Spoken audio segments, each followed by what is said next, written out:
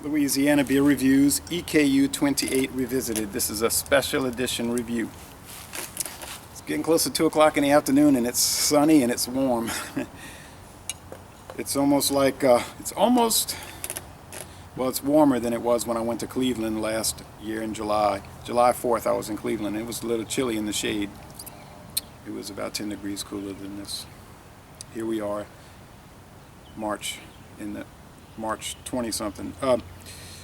Quality since 1872, EKU 28, 11% alcohol by volume. It says, oh, it's got German writing. I'm not going to read that. It's just saying, nach den deutschen Reinheitsgebot, brewed according to the German purity law of 1516. It gets a very good score on, I've had it, but it was over 3 years ago, okay? Very good score on Beer Advocate, world class from the Bros. They're saying top of the line. Top score. Above, really, world class is basically above an A+. 68 out of 100 on Rate Beer, though, and a 54 out of 100 for the style.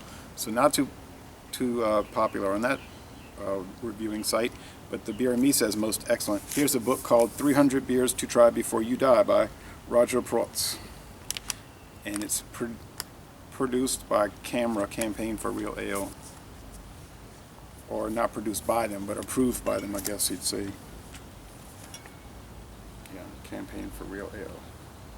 Well, I guess it is produced by them. It's sort of like their moniker. I guess it was made in conjunction with them. Well, he talks about so many beers, 300.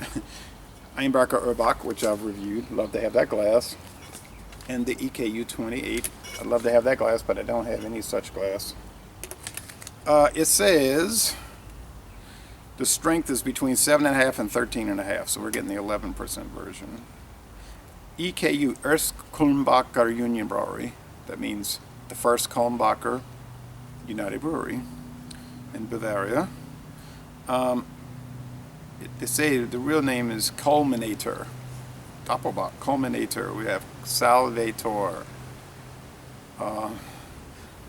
Indicator, Celebrator, Culminator, and so on. Okay.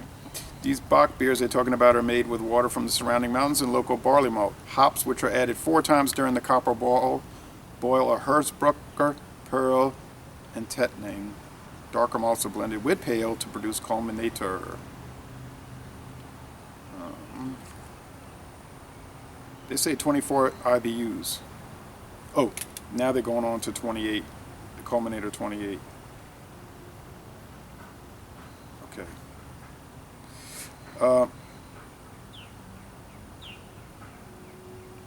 The bitterness units is 30. Okay, so 11% alcohol, 30 IBU, and they say it could be 13.5% over in England, and it's here in America it's EKU 28. Over there it's a Culminator.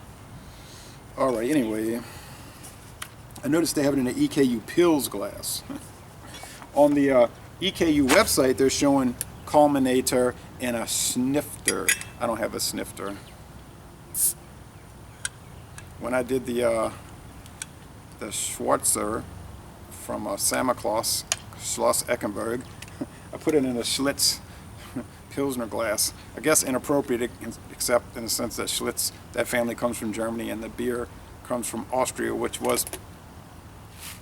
is the old part of Germany. Look at that smoke. Austria being part of the German Confederation until the mid-1860s. Okay, it just keeps building up. Okay, thick. I don't know what you call that color. Beige head, yeah. Like a beige vinyl top on an old brown 1976 Buick, and a rust colored, not totally clear. It's mostly clear, but I can definitely see in this bright sunlight haze coming from the very fine sediment. It is fizzing. And there's Schultz and Dooley from Utica Club. One of my viewers sent me this glass last year. Look at that, the way that head is becoming so spongy. Beautiful, beautiful Now the Schwarzer, the black one from Santa Claus. It was a lot. I'm sure going to be a lot. Was a lot roastier than this is going to be because that was a black beer.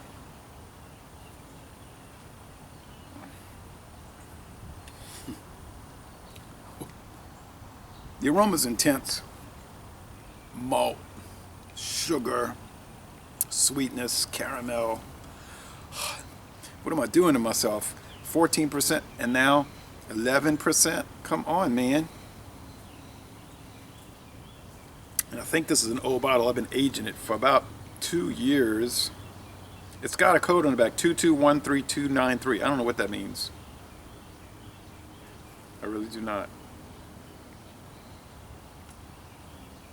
Now, Michael Jackson, the famous reviewer from England, he was talking about how wonderful it was. The famous world famous brew has character and richness of standard for fine sherry or port.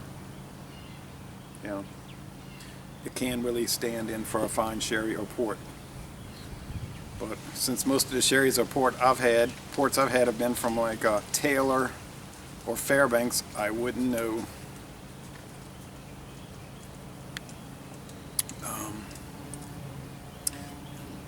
This is more drinkable than the Santa Claus Schwarzer because it's lighter in alcohol, 3%. That's a pretty good amount.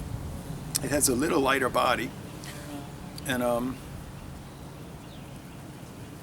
it still has that rich caramel, some grain husk. The finish is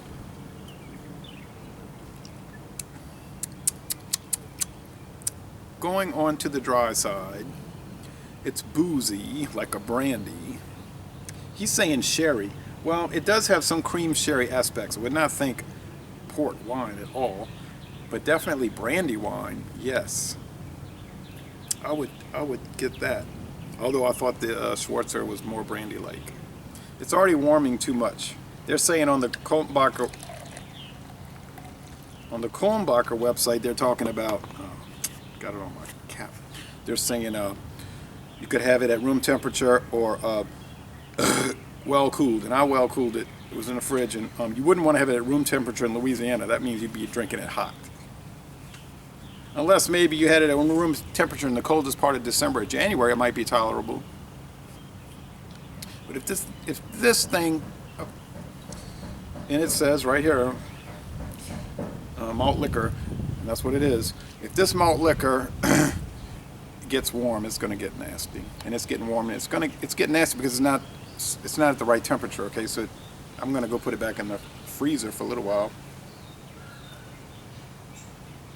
I mean, flavors will come out, but they're not really the proper flavors. Like you're getting like the chalkiness, but that chalkiness is like overtly apparent in beers like that Super Brew 15 from Romania, and that Boom, or whatever the other one is from, I believe it's also Romania or Bulgaria.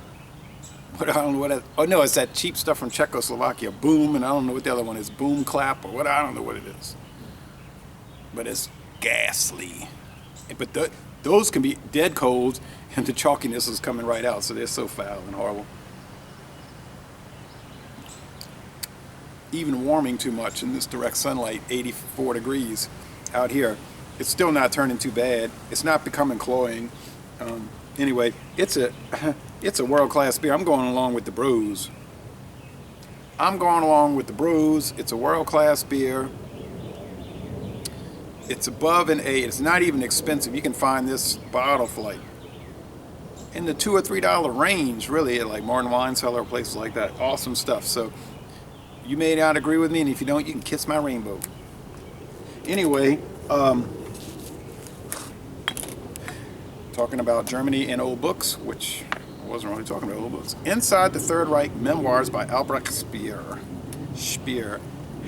Albert Speer, Albrecht Speer. This guy, he was a famous architect.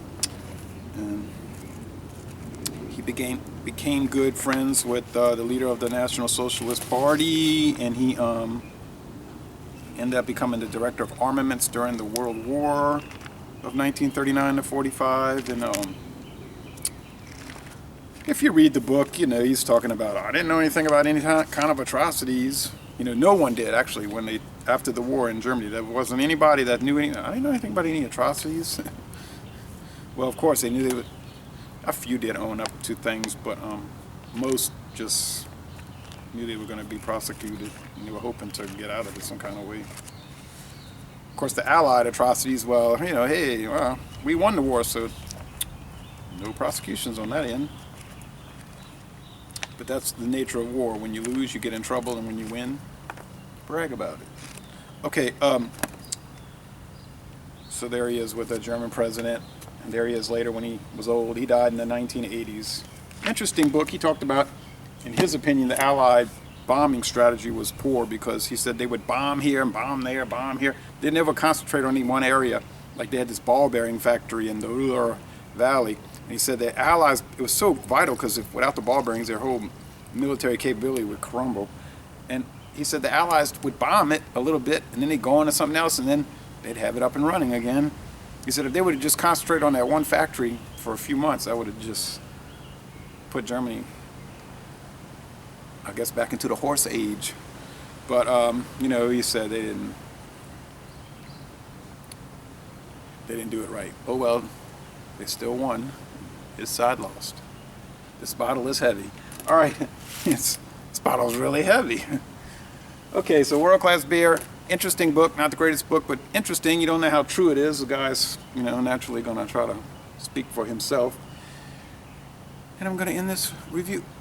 Holy moly, stop the video. Look at all of this sediment. Okay, that is a cloud of grayish stuff. Huh. The head died right away. You can see that these doppelbocks, man, the head's gonna die.